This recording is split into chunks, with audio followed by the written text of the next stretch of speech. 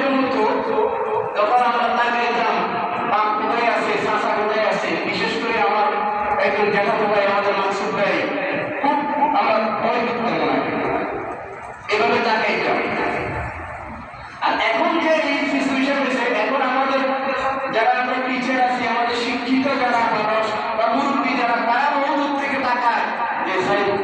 বাজারে কোনো ছেলেরা আছে কিনা, কথাটা ছেলেগুলো আড্ডা কোথায় বা কোন দোকানে আছে। যখন তারা দেখে যে ওই ছেলেগুলো দোকানে আছে, তখন তারা সসম্মানে আসতে করে নিজের সম্মানটুকু নিয়ে তারা চলে যায়, তারা আতঙ্কতে থাকে। ওই দোকানে তারা ঘুরতে চায় না, ওই স্থানে তারা যেতে চায় না, কারণ ওই যে আদব, শিষ্টাচার, নমনীয়তা, ভদ্রতা, একজন আরেকজনকে সম্মান করা, একজন আরেকজনকে ইজ্জত দেওয়া, এই বিষয়টুকু এখন পরিণত